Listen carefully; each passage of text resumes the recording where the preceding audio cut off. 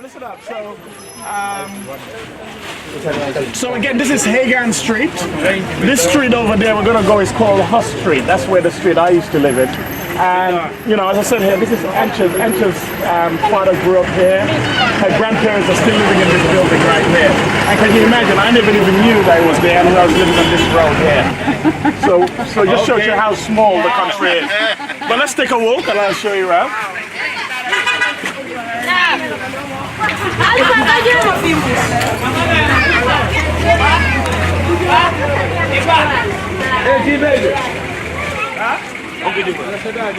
That's my dad there. Hey, baby, happy birthday. Happy birthday, yo. How old are you? How old are you? I'm 18. Yeah. Today is his birthday. Yeah. Happy birthday.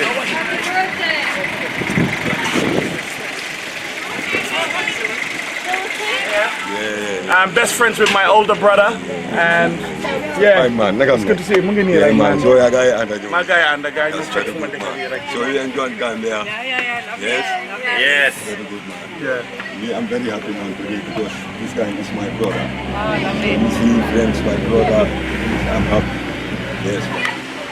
He's a nice guy. Yeah. John, yeah? Cool. By the way, my dad's over there. It's his birthday today. Oh, happy birthday to you. Happy birthday to you. Happy birthday to you. Happy birthday to you.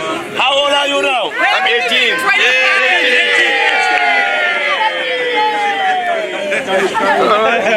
That's your present. That's your present for the birthday. You wait, photo man, it's my bro, it's my uncle, it's my dad, it's my dad, it's my father, it's my father, hey, it's my father.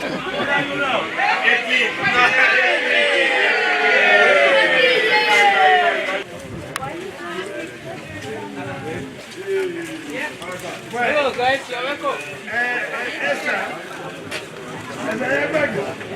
This used to be like this. They used to be like open, spread over. Our footballs will fall in there. We'll jump in and wash it, take the football out, and come out smelling, and that's what it is. We have a saying here that jams make black men fat, or something like that, which is a good means it's good.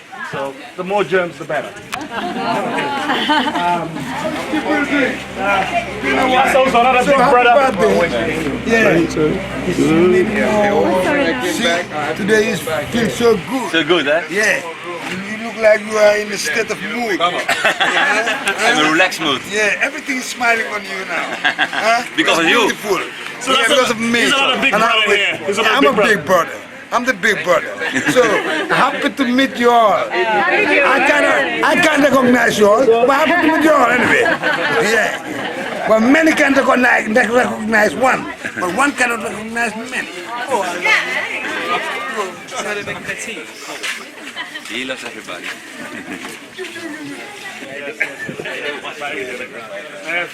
How are you? You are welcome. You are welcome. Thank you. Nice to see you all. Auntie. Nah, I'm not gonna.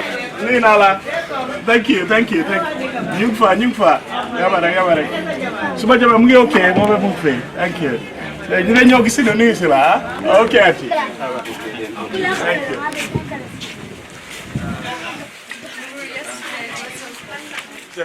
Yesterday it was open. What was open? The sewers. No, but a couple of years. Yeah, when we were yesterday was open. Yeah. Wil je nog eentje ervan? Ik ben een beetje stil van hoe iedereen elkaar kent en op elkaar ingespeeld is en de samenhorigheid en de omstandigheden. Goed om te zien hoe iedereen elkaar brother noemt en dat volgens mij ook zo naar het leven.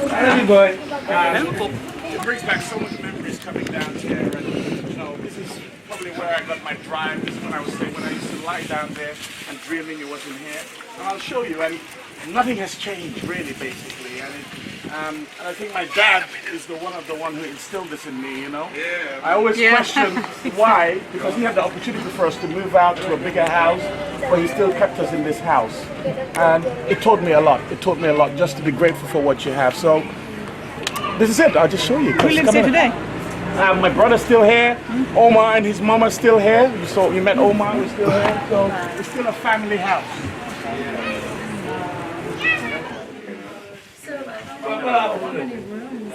Well, this is two bedrooms. Martin. This is room. Martin. And we have 4 bedrooms over there. Oh. Yeah, 4 bedrooms. Did you expand the house or was it always? Well, it was just like that. My dad built it up. Oh, so you Yeah. My dad built it up. And my dad used to work in the marriage department. Bringing this person back. That's my auntie, Auntie Day. She was not expecting us, so it was a little bit of a surprise. So she's like, "Oh, who are all these people?" But yeah, so when you're amazing guy, you do Well, yes. Yeah. So, Daddy, let me just tell them a little bit. Fee, that little hole over there, used to play football there. We used to play, try to get the ball in the ball in the hole. And yeah, you can see my auntie still lives here. Oma still lives here. It's still a family home. Still a family home. You spend. And your grandfather built this? My grandfather built it, and so you have to keep it going. You don't sell it. You don't sell a house that keeps you grounded. And we don't photograph of the grandfather. Yeah. All right, we'll come in. And that room over there, when I grew up a little bit older, when I was probably just a year before I left, I had my own room, which was this room here. Yeah, and if you look here, you can blow this and it will fall down. And the rain will still go through the corrugate. This is still the same. So since when my grandfather built it. Before I was born. And still here. Yeah. To be honest. 18 years. 18 years. Yeah, 18 years. I really like that. Yeah. When I was going to school, I was staying here. But when I got married, then my dad asked me to move here. Then I live here. Then before I went to England, came back with Pa and Aliu. I had to put them around here. We all live here. And sometimes I leave them to sleep on the bed and I sleep on the floor. Because they were really tiny boys, And at least when they want to go and play, they go play with the other boys up around the area, and it was really tough. It was really, really tough. I didn't have any help. I'm the only one. No, I'm so much emotional. Something I'll tell you is my dad, one of his, and I was sharing with you yesterday, one of his biggest values, he gets emotional very quickly, but one of his number one values was his kids. Yeah. And I could tell you that, I was always so lucky and fortunate that I could go to one of the best schools in the Gambia, hang around with some of the best people, and he had to figure out a way of how to pay those fees to make it go. And I always just want to really, really just thank you and just say how much I love you and appreciate you for everything that you've done for me, because without you I wouldn't be here. Paying my university whilst I was in the UK and supporting me for many years before I could stand on my 2 feet. That's the ground. Okay, you need a tissue? On behalf too. Thank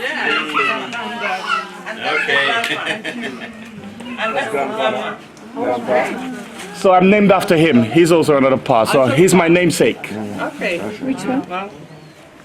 And that's the grandma. Wow. And that's my mom. Beautiful. You look like her. So yeah, that's it. So let's go in. We'll see the big house. That's the big house. My auntie's still there.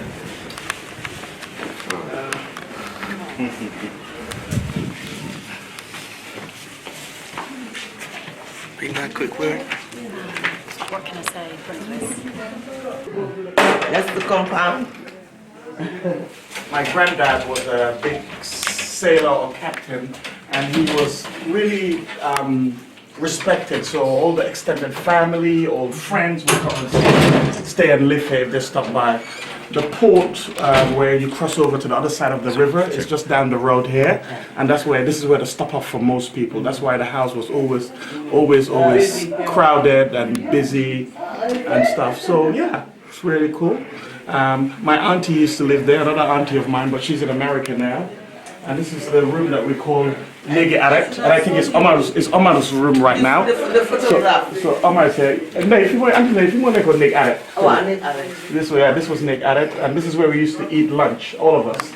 So you can imagine all those people would sit on the floor and eat lunch, but no spoons, no forks, just your hand, and eat. And it just brings back memories. And yeah. So yeah, and that's it. All right, yeah, I'll take your phone. You're gonna leave your shoes maybe here. No, behind. I'm not gonna toilet for you today. They won't come to the cabinet. Oh, okay. All right, so I'll take your ride. Come on there.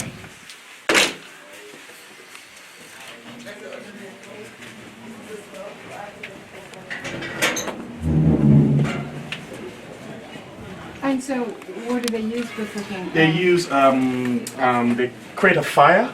Like we call it an what do we call it again? Oh, forgot the name. Is it an anda? I can't remember the Wolof name for it.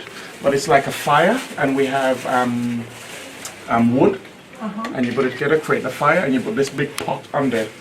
Yeah, and yeah, that's how we do. You boil the rice, and you have to stew there. So the stew.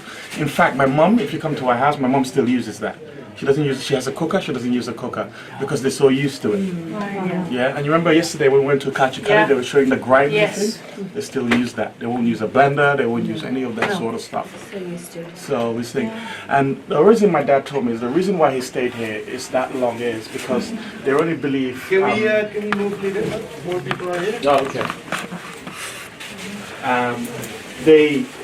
He believed that it's good luck to stay in your traditional the family home and not move out, and that's why it took my dad a very, very, very, very long time to move out. He was so attached to this place that he could not leave, and to the point whereby it was very difficult for my mom because my mom is married into the family. So she's coming in here. There's no privacy. She doesn't have time with her husband. There's like so many other family around, so it was a sacrifice that she made, and we only moved out. They only moved out. Can you imagine? My parents only moved out here 5, 6, 7 years ago. With even all the success that I have had, they still wanted to stay grounded in here. What made them make that change? I just felt I think it was just time, really, to be honest with you, and it just felt. But it took him a while. It took him about a long time. And my dad always believed not to be flashy. Even he could afford a bigger car, he'll drive the ugliest car on the planet. Right now he doesn't even have a car. That's just a company car that he's using there right now. And my auntie will tell you the same. She looks very young still. But she's in her late 60s. You'll never believe it. Yes, she's in her late 60s right now, and she's retired. Yeah, she's retired. Yes, and I have. What's the secret? What's your secret? Come on, what's your secret? 27 years at the civil aviation, but I've retired but not tired. Yeah. And my aunt always has been. We've just always been so close, and that's why me and Omar. He was always more like my little brother than even my own brothers. And mother has tried.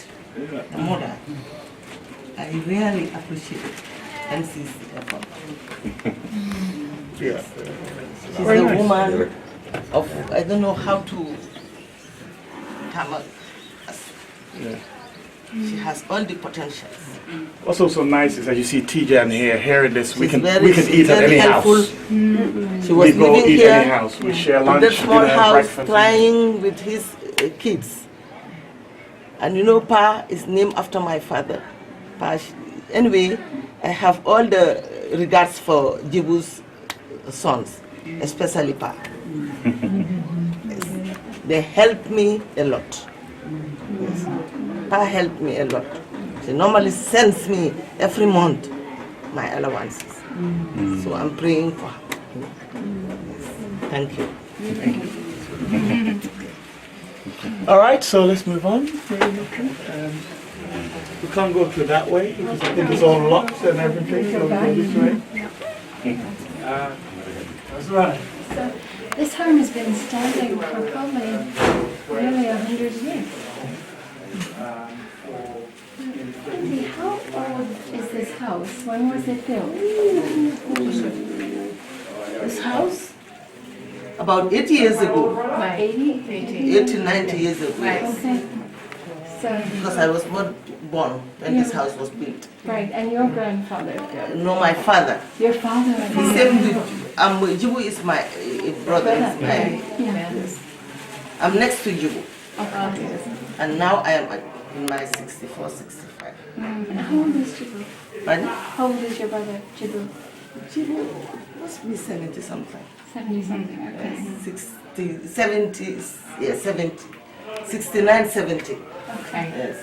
And so the house is probably 80, 90 Yes. years old? Because I was not born Yeah, when this house was built. Yes. yeah. I have my own compound, but I couldn't go because here is the family compound. Yeah. I should be here to receive the guests when they come. Oh, Yes. so that's your role in the family? Yeah, yes. Okay, Our elder sister, one is in Dakar and the other is in America. okay. So it's three of us and you. Yes. So you have two sisters? Yeah. Pardon? You have two sisters? Three sisters, yes, two and the other sister, making three Yeah. with Jibu. Yes. And so you are you care for the family? Yes. I care for the family. Yes. Beautiful. Thank you so much. Thank you very much. I'm so happy seeing you people here. To see where Pa was born. Yeah. Yes. It's really cool coming back here. This is the house that I used to live in. This is the family house, and just sharing some of my friends here where I lived, and seeing my aunt and seeing everything just brings back a flood of memories. And yeah, nice to be back here and in my home. So I'll take you around where I used to actually sleep and the home for nearly 13, 40 years, lying on the floor there, dreaming of making a difference. So let's go, I'll show you. Another big brother in the street, you know, we're all brothers here, and this is Daha, we used to call him Daha. Fantamadi Daha. Yeah. So this is another dear friend too. He lives in the other compound called Seka Kunda there, and also another big brother of mine here. These they're all the same age group as my older brother here, and you know, yeah. I was the little kid and they were taking care of me here, you know, showing me the ropes. When I first came back from the UK, I was just like a kid in a candy shop, you know, like my little boys that I see right now running after the monkeys and the cats. I was doing the same thing, so it's nice to be back here, and yeah, and that's my big brother, you know. So, Are you the tallest, Paul? I am the tallest, yes, I am the tallest. I'm the tallest in the family. Let's wait for everybody, then I'll show you. This is, this is where I used to sleep and lie down with my parents, share the room with the parents. So I'll take you all in once we get everybody here. Are they still over there? Okay, so this is where I grew up. This is, you see that clock? It's older than me. And those pictures, those paintings are all older than me. Seriously, still the same furniture, that unit, still the same, older than me. It's been here ever since. And for some reason we like to preserve stuff or collect stuff, I don't know. But yeah, here's where it is. Now, there was two rooms. Here in the Gambia also we like to adopt kids, and I was sharing with Deb yesterday, it's even more than adoption. Like if Deb had a child, her first child, she'll give it to somebody, you know, give it to somebody else. And so my mom adopted a young lady called Alima. She's my older sister, Abdenosa. Alima is an older sister to me, and she grew up since I was a small little kid. So she used to lie down on the floor here. Yeah, so she used to lie here. And here was the bedroom.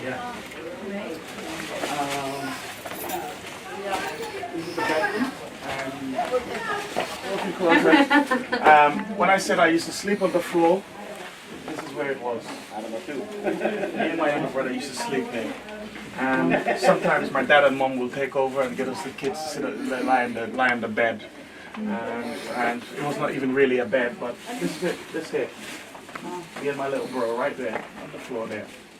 And that was it. Everything's still the same. That same fucking wardrobe, still there, still the same. And You can see the ceiling. And there has been so many opportunities to modernize the place, to change the place, but they just want to leave it as this. It's so much sentimental. Yeah, sometimes I don't get it, but it's what it is, you know. So this has never been changed or anything like that. And still the same, still the same. You know, what's so amazing, Claude, to me is, you know, in the Western culture, we're often described as the throwaway society. Use it a little while, get tired of it, even if it works perfectly well, throw it out. Yeah. And, you know, if it's not the right color anymore or not the right, you know, decor, you discard it. And I see here that nothing gets discarded. That things, as long as they have utility of some kind, they're still valued, still almost treasured. And I think that's a beautiful contrast. Very true, very true. Some of you were asking me, how did I get so tall? Well, I think it was this. I used to stand right where Petra is right now, and I used to try and touch the ceiling like this. It was a little bit low, and I'll do it literally for 3-4 years because I always wanted to be tall. I always wanted to play basketball, and I would keep on doing this and doing this. So I think that was the secret. Anyway, just trying to touch the ceiling until one day I touched it, and I was like, okay, I'm going to touch it with my palm and do all that. Yeah, I was further down the road. I'll show you where I used to play ball. But what I want to show you here is at the back where we used to cook, and the toilet. Everything is still the same. We are here now in the room Pa has lived in several years ago, so it's very, So age is not in a way, good to see his past life. And what he said, he is lying down here several years with his youngest brother, and yeah, it was his life as a young boy. And yeah, what you will see is that many years ago it gave him some perspective of life, and coming back for him is also a reality check also in what Pa is now living for. Imagine, you know, stepsisters and my cousins and everything. It was just so busy all the freaking time. And my mom, my mom wouldn't go out. She would just stay indoors. After work, she'll go to work, come back, she'll just stay. And that was her favorite spot, just lying down there on the floor over there. And she would spend most of the time cooking right here. That was the kitchen there, but she'll mainly cook outside. This used to be the bathroom. It has not changed a bit. Wow. Still, everything's still the same. The tap down there, and here, I used to train up here. I used to hold this to lift myself up on this. Still remember to this day. That's the toilet. Of course, it's been upgraded, but never used to be like that. So this is quite modern, actually. So this is it. But still, the tiles are still the same. You can see here, still the same. And I can tell that this was, even when my dad was born, it was like this. That's how. That's it. Auntie was saying that the house is probably 90 years old. Possibly. I don't even know how old. It was built before she was born. It was built before she was born. That's definitely for sure. Before my dad was born, yeah. And he is how old today? My dad's just turned 70. Today? Just turned 70 today, yeah. He won't say he's 70 though, but he's turned 70. And you know, we used to play football, so you can see that. Look at that ball over there too. I'm guessing that's one of ours too. I'm telling you, it's just. And the balls used to go up on the corrugate, so we used to climb up and to go get the balls and do all sorts of crazy. Jump over to the neighbor's house, and yeah, the windows, you know, over there.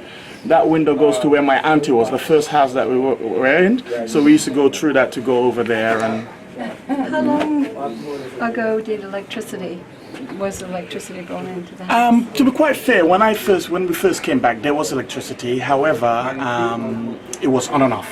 It was like on and off. So sometimes we'll go 2 or 3 days without any electricity. Right. Then you have 4 days of electricity. Or in those days, sometimes in the morning there's no electricity, or sometimes at night no electricity. It's still the same here, but a lot better now. But we had no TV. There was only one TV, that's the house opposite, and everybody used to go watch TV there. Everybody used to go watch TV, and that was the time when most people had TVs, to be honest with you. We just did not watch the football games next door, and there another big brother called Modu Jallo, so he's next door. And Modu, you remember Modu? Yeah. Yes, me and Modu used to come here and play football, and Modu lived further down. Now Modu came from a well-off family. His dad owned nearly all the real estate in this part of Banjul, really, and so he was quite, but still, you know, we got really close, and I met him in the Marina School, which is an international school that Modu went, but he was, out of all my friends, he was the most humble one, even though he had a lot when he was growing up, but you will never know it, you know, and you still see the car that he's drive, and he's, you know, Modu has done very well for himself, believe it or not, but yeah, you just see he's just humble, and that's why me and him kind of really connected, you know. So yeah, that's it. That's everything. Any questions? What did your mother do for a job? My mom was a secretary. And she still is. She still is a secretary. She's working in the central bank. She's, you know, typist. And she's really good at it. Really quick. She still types a lot of stuff for me when I get things done. Yeah, she still works in a job that she's been for 20-something years, and she loves it to bits. She wants to retire actually this year, so we'll make it happen. But Who do this? Who wants to retire? my mom. Oh, she's not retired yet? From her job now, she's still working, and my mom, she's now in her 60s too, so she still loves the job. She's still dragging her leg. She's got a bad knee, but she still wants to do it. And that's the nice thing too is, and some of you might say, well, Pa, you're doing so well. You've got this and you got that. Why are your parents doing this? That's what they want. And yeah, it's not about showing off what you have, it's just being grateful for the little bits. And my dad is the head of the family in a way, so he takes care of everybody. People still come to this household, 40, 50 people at a time, and the tradition carries on. And so I have the responsibility also of coming back and supporting my dad, and that's why I plan to come back the next 2 years. It's three years late just because of I have challenges with my kids, as you know, so I thought they have the best support over there in Europe, but I gotta come back home and do something and help my people and support my family, and that's it really. And we all have that. We all have somewhere that we call home and something that we go back to do. And honestly, this is what drove me. Really, this is it. It's still the same. You met the people. We still know each other. Love. I come back. You know, I don't wear a big mask. It's just who we are and what it is. And later on this evening, we'll talk about disclosure. For me, this is opening up. I've never done this before, but in a way, I feel free. I feel like I'm not hiding anything, because the truth is this, and I'll share this later on, I used to be ashamed of where I'm from. I used to hide it. I used to tell people that I'm a minister's son or I'm this. I used to hide it because I was trying to fit in. I was trying to fit in, and you know, when I had that release of just accepting where I'm from, my roots, and that's my power, and that's my strength, and that's what got me. Oh my God, it's what, I don't know, it's what gave me what I have, whatever that is. So anyway, I'm waffling now. So, but this is it, my friends. This is it. There's nothing more to it. I didn't bring you here to get sympathy or show you just stories, just sharing part of me. There's one thing talking about it, and if you notice, I didn't really share a lot of personal stories because I knew I was going to take you out a little bit. Just a different thing, just coming and seeing it and feeling it, and just see for yourself and speak to the people, speak to the neighbors, speak to, you know, see my family, see my dad, see my, did you see my older brother? Yes. Yes. A copy of your dad. Copy of my dad. That's my big bro. And yeah, he's what, 51 now, I believe. 50, you said. Yeah, 50. He's a bit older, but he's just but yeah, he's 50. We've always been close. Obviously, he's made some bad choices, like we've all done, and sometimes, but he's still my big brother, and still love him to bits, and he still loves me. We've got the same father, not the same mother, but still we're all one. And he calls my mum his mum, of course, like real mum till this day. And yeah, and for him, my dad had him very, very young, So, and my dad couldn't take care of him. I think my dad was 19 or 20 when he had him, and he ended up living with all different places. So it's really not his fault too, with some of the choices that he's made. And my dad felt like a failure because that was his first son, and they were not really that close. And seeing them, and that was one of the things that I said I'm gonna get right. And I remember 5-6 years ago, I got them to hug for the first time, and I still got the pictures to really show. So. That's it, my friends. Thank you. Thank you for allowing me. Thank you for letting me express and. 1, 2, 3. Thank you.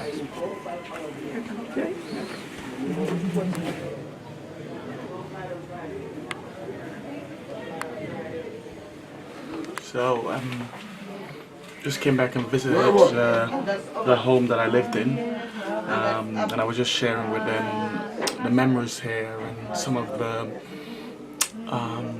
greatest memories that I've ever had. And just coming back here just reminds me of the times where life was a real struggle. Lying on the floor, sharing a bedroom with my parents, and coming back here, everything looks the same. The light's the same. That picture with that little girl, I always remember that was always there on that same spot. And yeah, it's nice just coming here, showing it with my friends. And part of this is just exploring. Part of this is also being happy with where your roots are or where you came from. Because a lot of people are always trying to fit in when you were, as they say, you were born to stand out. And for me now, I used to be ashamed of where I'm from. Now it's about just sharing it, expressing it, being more open. And so I feel so free, I feel so that I've shared my home with others, because this is my real home, not my big house in the UK or further out in the Combos. Really, this is it. This is my home. This is where the roots were made. And we all need to go back home, stand strong in our roots and appreciate it. So thank you. Thank you for being a part of it too.